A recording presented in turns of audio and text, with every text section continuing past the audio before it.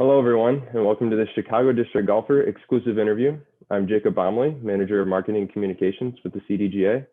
And joining me today is Chris Montagano, the Director for the Evans Scholars Invitational. Welcome, Chris. Thanks, Jacob. Good to be here. So, Chris, starting off, you being from the Midwest, obviously, run us through how you got started in the golf industry and how you were able to stay local with golf obviously being such a seasonal sport in the area. Sure, absolutely. So I'm a PGA golf professional. Started my career as an assistant golf professional at Sycamore Hills Golf Club in Fort Wayne, Indiana. I've been with the Western Golf Association since 2016.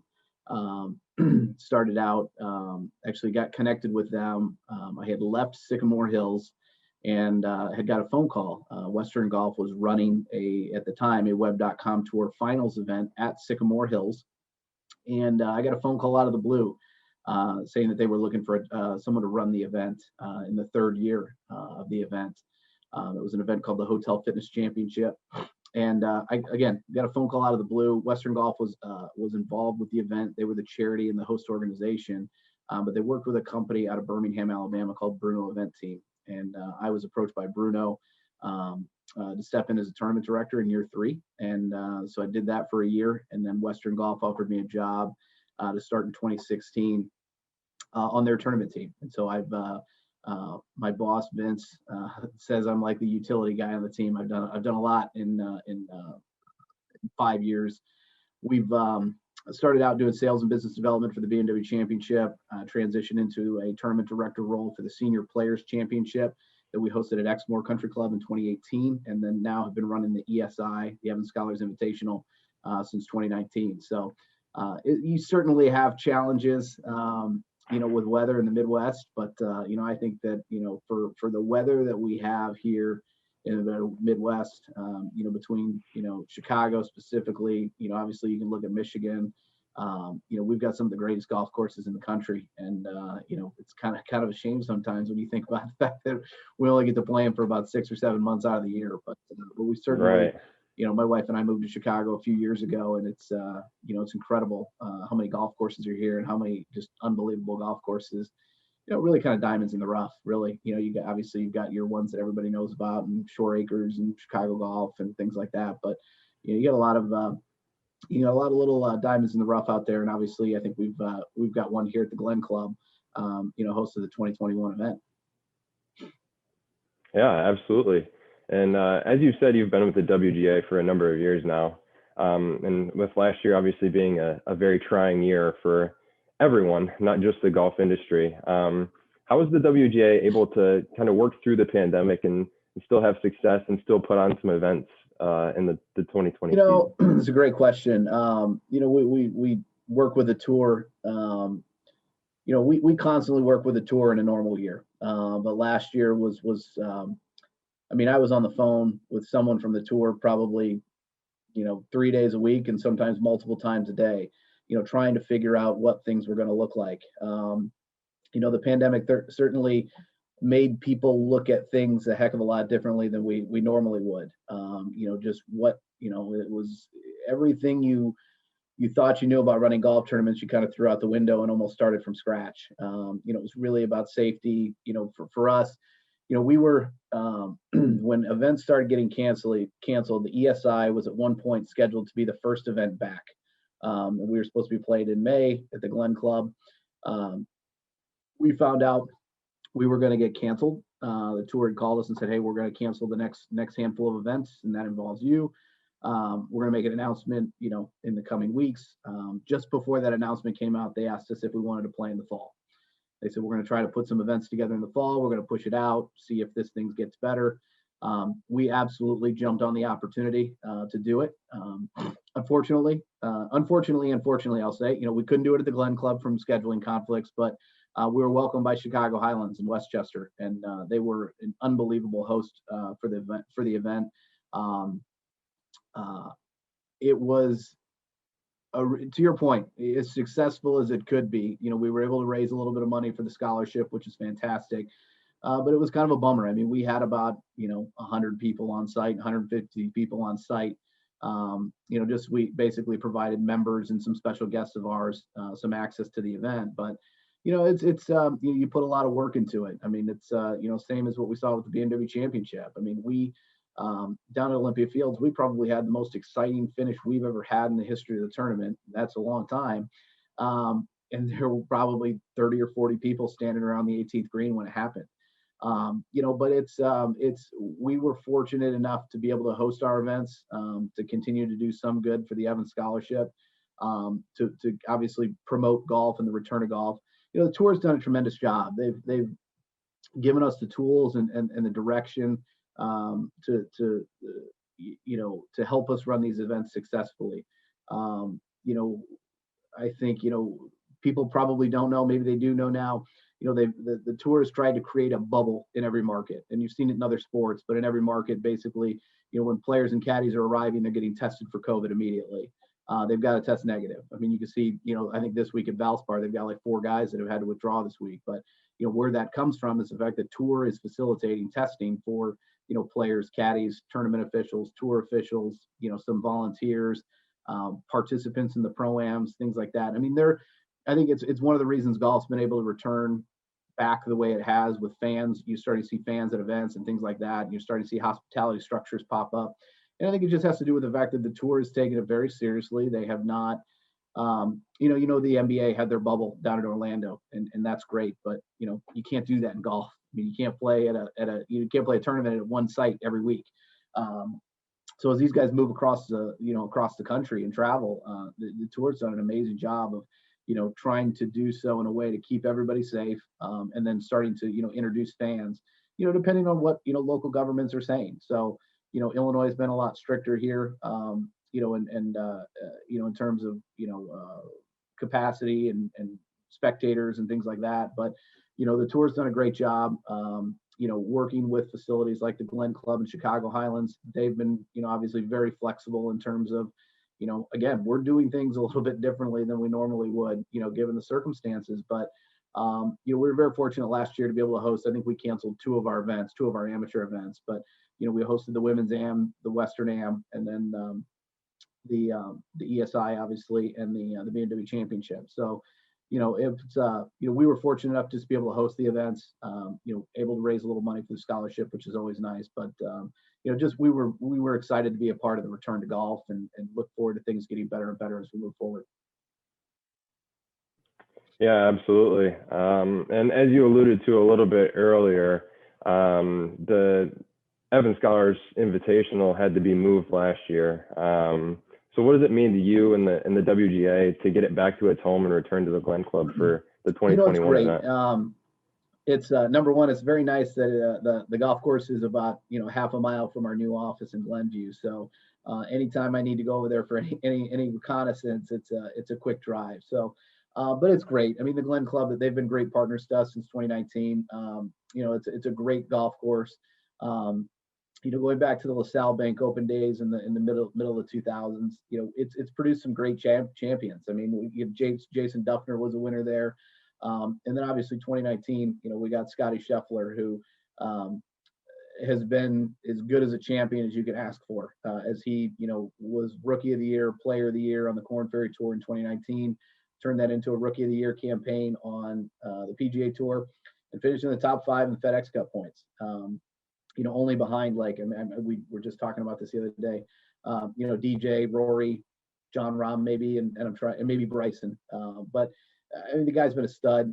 It's only a matter of time before he gets a win. But as a tournament director for a Korn Ferry Tour event, when you can market a player like that in your advertising and things like that, it's always really helpful. So, I think it's just an accolade to the golf course. I mean, it's obviously it's a great place here that's it's open to the public, so I think people get to experience it a little bit more than some of the other spots.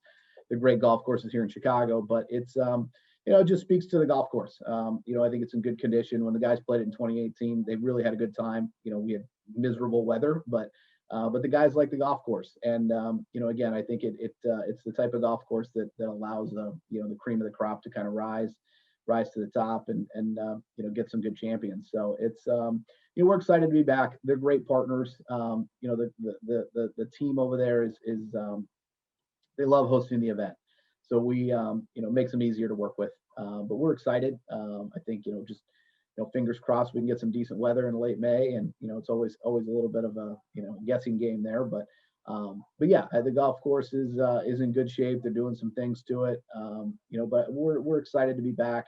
We're excited to work with the team, especially they're a Kemper property. They've been a great partner as well. So we're excited to be back. Yeah, absolutely. And as you were saying about Scotty Scheffler and all of those other past champions, the quality of play on the Korn Ferry Tour is incredible, kind of off the charts right now. It's great to see all these young guys come up and make a name for themselves, even on the PGA Tour, even with Will Zalatoris just a couple of weeks ago, who finished second in the ESI last year. So how special has it been to work with some of these guys, and what can people expect of the quality of play this year? Yeah, so we're, as an organization, we're in a very unique position. We obviously we host the Western Junior, the Western Am, two of the top events in their categories in the country, and obviously we host the BMW Championship on the PGA Tour as one of the FedEx Cup playoff events. So we're used to being at the top tier of hosting these events. We run premier championships. That's what we do, and that's what we hang our hat on. Putting the ESI in where it is allows us to continue this. We get to see people, we get to see the top players at the junior level, the amateur level, now at the Korn Ferry Tour level before they make it to the PGA Tour, and then play in the the BMW Championship. I mean, that's what we're trying to do. Is it allows us to keep telling the story. Scotty's a great example. I mean, he's a guy that played in the Am, obviously played in the ESI, and then last year played in the BMW Championship. So it's a cool story to tell. A guy who's hasn't made a huge splash on the PGA Tour, but has played at the Korn Ferry Tour level and the BMW Championship is a guy like Wyndham Clark. But the level of talent out there right now, I mean, it's goofy. I mean, it really is. I mean, these guys are so good, and week in and week out competing. I mean, everybody knows about Will Zalatoris now, but he's a kid that has been on the radar for a long time. Played in the Am, played in the Junior. Obviously is now, playing, just working on PGA Tour stuff right now. I mean, people have asked me, do they think he's going to play in the ESI? I mean, he's got special temporary status, and I think that's kind of his main focus. So, but the thing is, there's so many other good guys out there. I mean, you got Steven Yeager, who's now at the top of the points list as of this week. He's actually making a run for the most wins on the Korn Ferry Tour of all time, passing Jason Gore's record. Then you've got guys who've played in our events as well. Davis Riley, who's right there. Nick Hardy, who's here from the Northbrook area, has been playing very, very well. A couple starts on the PGA Tour early on in the year, played very well. Who's a guy that I think once he makes it to the PGA Tour level, is going to be a guy that has a very successful career. But the thing, I mean, it's I tell people all the time, if you are really into golf, then you may recognize some of the names on the Korn Ferry Tour. If you're a casual golf fan, you may look at the list and say, I don't know any of those guys. But here's the deal, you will, because these guys are that good, and it's only a matter of time before they earn their PGA Tour card, and then they start to make a splash at the next level. So, again, it's people don't realize. I mean, guys like Justin Thomas and Bryson DeChambeau are kind of the two of the bigger names here in the last handful of years that not that long ago were playing at the Korn Ferry Tour. I mean, I know. Justin Thomas played in the 2013, 2014, web.com tour schedule at the time, now Korn Ferry. And then Bryson wasn't too far behind him. I think he was 2016, 2017, something like that. So, I mean, it's amazing how quickly these guys make their transition to the tour and realize that they can compete.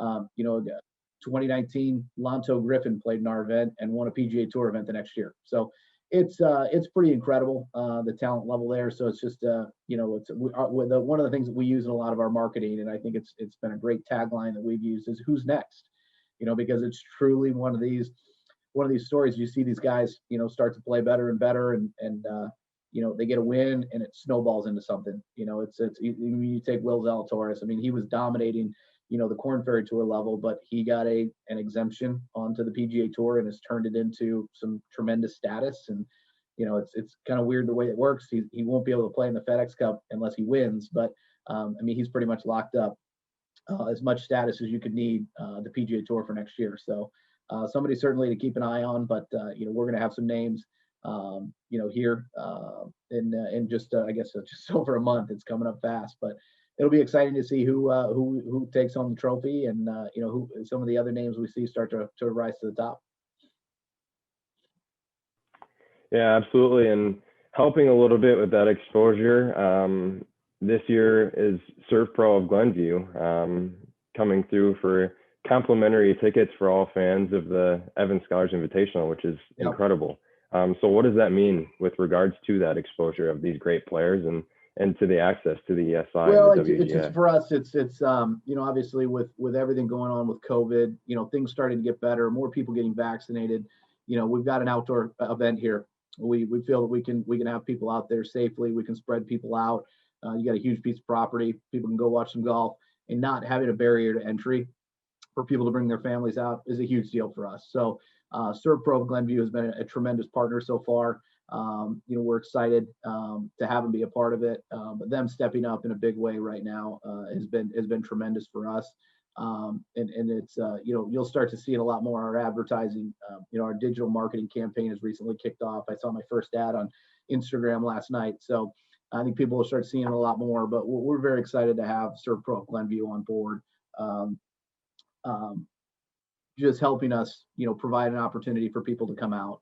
I think as we've been, to your point earlier, we've been kind of, we've been quarantined for a long time. We've been inside for a long time. We've been, kind of in situations where we haven't been able to do much. But as the weather gets good, people continue to get vaccinated. This thing starts to get a little bit better. We just want to provide an opportunity for people to come out with their families and do something, enjoy an event, with as we've talked about, some tremendously talented golfers, and see some really cool stuff, and an amazing piece of property as well. I mean, the Glen Club's a pretty special place, and we've got a lot of things going for us right now in that regard, but we can't say enough about Serve Pro and what they've done for us so far. But we're excited about the opportunity to just present people with an opportunity for something to do at no cost. Yeah, absolutely. And obviously with the event's namesake being the Evans Scholars Foundation, kind of switching gears here a little bit, all proceeds from the tournament, like you mentioned earlier, go to the foundation. So how special is that to you, and how special is it mostly to the thousands of lives that it's impacted? It's great. It's we talked about it a little bit earlier. We hosted the event for the first time in 2019. Definitely got things going, and we're very, very excited about what 2020 was going to bring. And COVID obviously threw us a little bit of a curveball, and it still kind of is, but at the same time, we're excited as an organization anytime we have an opportunity to do something like the Evans Scholars Invitational that provides us with another avenue to expose people to golf, expose people to the foundation, and raise money for it as well is pretty great. Having our name on it has been special because I think it just increases awareness around around what we do. And I guess for those that don't know, the Evans Scholars Foundation, we provide full tuition and housing scholarships for deserving caddies. We've got over 1,000 caddies in college right now. We've got nearly 12,000 alumni, all since we started in 1930. And, it's a tremendous program, and it touches people in a way that is truly life-changing. And it's very humbling. We at the end of the process, we host what are called selection meetings, where these people find out that they've it's kind of the last stage of, finding out if you're going to earn the scholarship, and you get to hear these stories, and they're truly humbling. They're truly touching. It's as a former golf pro, I was familiar with the Evans Scholarship at the club I used to work at, and now to be on the other side and working for that organization has been truly rewarding for me, because I tell people all the time, I have one of the coolest jobs in the world. I run a professional golf tournament. It's pretty awesome. Get to bump shoulders with, guys that are going to be future stars at the next level. And, but the really rewarding part for me is kind of, finishing the budget up at the end of the year and seeing what we can give back and how that's going to affect kids in the long run. And, it's, like I said, I mean, we give this scholarship to kids that are likely, debt, and to be able to kind of lift that burden for people is truly special. And for us to have another opportunity with the ESI to continue to promote that program as we look to continue to give more and more caddies scholarships, it's truly special. Yeah, absolutely. Well, Chris, I really appreciate you taking the time out of your busy schedule. Like you said, about a month to go until the Evans Scholars Invitational. So I'll let you get back to it and get prepared for everything. But again, I appreciate it and look forward to seeing you at the Glen Club. Sounds good, Jacob. And I'll just reiterate too, as we talked about, tickets to the event are complimentary. Please visit our website, esinvitational.com. You can register for your complimentary tickets. We're not going to turn anybody away at the gate, but it helps us from a planning purpose if you register for those tickets ahead of time. We also have an upgraded option if you're looking for something with food and beverage included. We have a venue called the Hangar, which provides access to the patio and the clubhouse for a little bit more of an upgraded experience. Includes food and beverage as well. But we'd love it if you came out, enjoy the event. Again, it's the future stars of golf will be here soon, and it's a don't miss opportunity. So can't miss opportunity, I guess I should say. But we're excited to be back. Fingers crossed for good weather. Jacob, I appreciate you reaching out and setting this up. It's great to be a part of it, and appreciate you giving us an opportunity to promote the Evans Scholars Invitational and the foundation as well. Yeah, absolutely. Thanks again, Chris. Perfect. Thanks a lot, Jacob.